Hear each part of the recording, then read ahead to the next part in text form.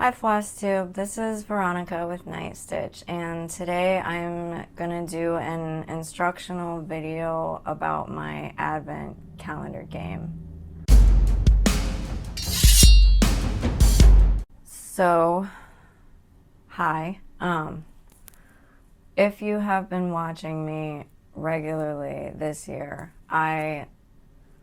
and towards the end of last year, I started doing Doreen Jones's advent calendar pattern, and I'm stitching them separately because I decided that it would be fun for myself to create a game in December. And initially I was just going to play it by myself, but I got a comment from Jen the Caffeinated Crafter, who suggested maybe I try to make it an interactive game, and I thought that was a fun idea. So this is the instructions for if you want to play the game with me. This game is going to start in December, so it's going to be from December 1st through the 24th, as if you're doing like an advent thing and opening envelopes or boxes, or you know advent boxes. You open up something and you get a goodie every day. What I have done is I have separated the advent calendar things that I stitched into envelopes that I have sealed, and I have put a cross stitch prompt in every envelope.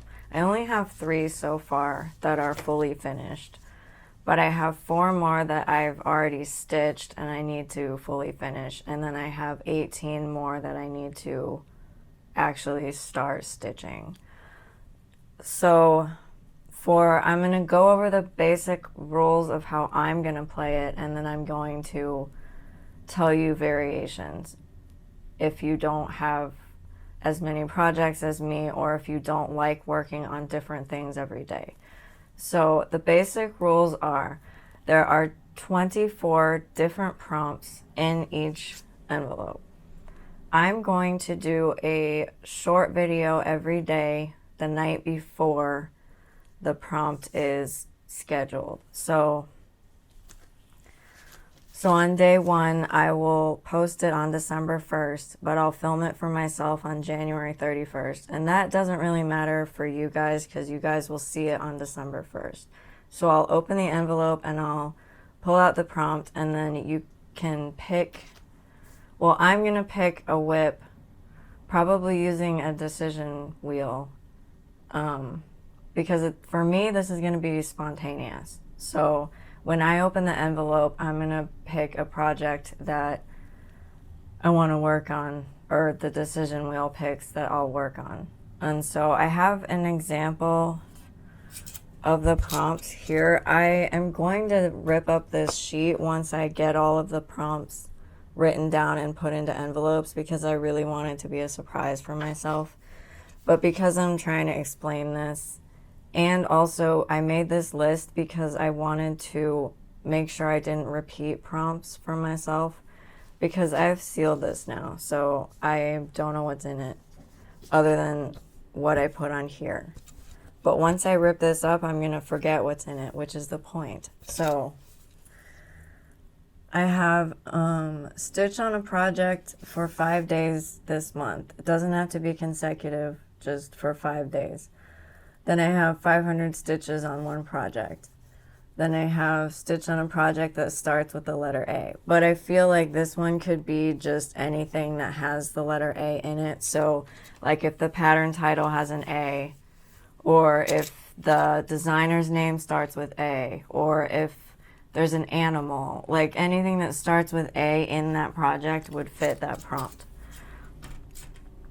So that's what I'm going to do. I'm going to have 24 different projects that the decision wheel spins, and then I'll work on whatever it is. So I've decided that if you guys want to play and you want to use 24 different whips, then you'll play it like I do. However, I do know there are monogamous stitchers, and sometimes if they wanted to play the game as well, I would put stitch counts on the prompts that might not necessarily work for a monogamous stitcher. So stitch on a project for 5 days would work for a monogamous stitcher because you're already stitching on the same thing for multiple days. 500 stitches on one project would work for a monogamous stitcher because you're already working on one project. This one, however, your project might not start with an A. There might not be anything that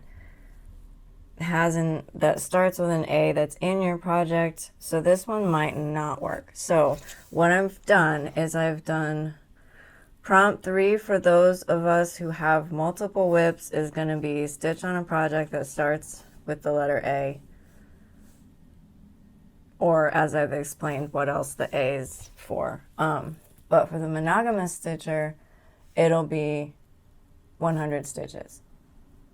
So if I have something that doesn't fit for a monogamous stitcher, I will put in a stitch count. So that way, if you are a monogamous stitcher, you can just use the stitch count and then fulfill the prompt. And then that'll keep going until December 24th. And then when that's over, the game's over. So it's very short term. It's just kind of a spur of the moment thing, just for something fun in December. And yeah, I think that's all. That's how to play the game. So, yeah, I think that's all. I don't think I forgot anything. Okay, so if you guys have questions, you can leave them in the comments and I will address them either, well, I'll probably address them as a reply to your comment, but then I might also address them in a Flosstube video as well so that people can see the answer. I don't know if they don't read the comments. So trying to think. Okay, well, I'm just gonna go, and if I forgot anything, then I'm sure somebody will remind me. So thank you guys for watching, liking, subscribing, and commenting, and I will see you in the next video. Bye.